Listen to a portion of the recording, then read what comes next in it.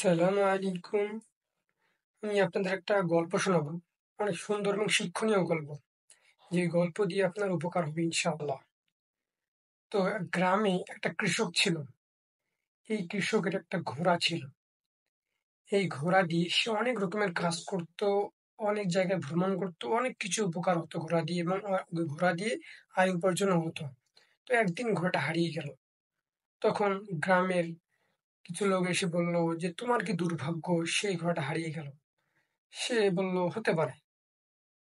কিছুদিন পর ওই ঘোড়াটা আসলো এবং তার সাথে ২ টা ঘোড়া চলে আসলো।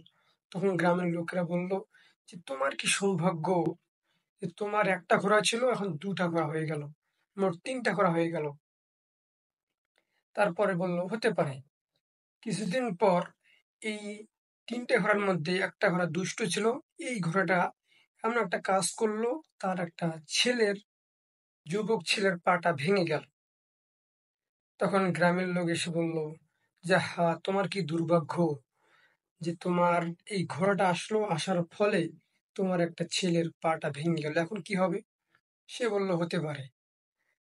তারপর কিছুদিন পর গ্রামের মধ্যে যুবকদেরকে নিয়ে যাবে এমন একটা রাজা ছিল, যে যুবকদেরকে নিয়ে গিয়ে ট্রেনিং দিয়ে তাদেরকে যুদ্ধে পাঠাবে এবং সেখানে অনেক ছেলেরা শহীদ হয়ে যেতে পারে।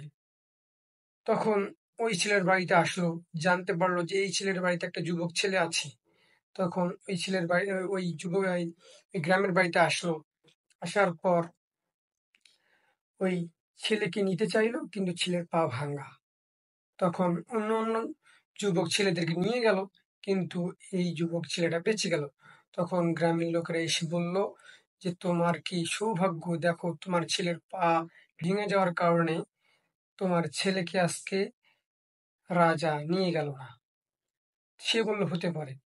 তো এই গল্পটার উদ্দেশ্য হলো যে মানুষের জীবনে যেকোনো সময় যেকোনো বিপদ আসতে পারে এবং বিপদ আসার পরেও তাকে ফেল ভেঙে পড়লে চলবে না। কিছুদিন পর আল্লাহ রাব্বুল আলামিন তাকে ভালো একটা সুসংবাদ শুনিয়ে দিতে পারেন। মানে আপনার জীবনে দুঃখ আসবে, দুঃখের পর আবার সুখ আসবে। এই সুখ নিয়ে খুব উচ্ছ্বাসিত আনন্দময় হওয়া যাবে না।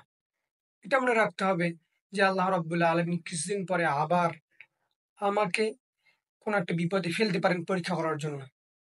তো পৃথিবীটা এমনই যে মানুষের জীবনে সুখ আসবে, আবার দুঃখ আসবে, আবার সুখ আসবে, আবার দুঃখ আসবে। এরকমই একটা জীবন আল্লাহ রাব্বুল আলামিন দিয়েছেন।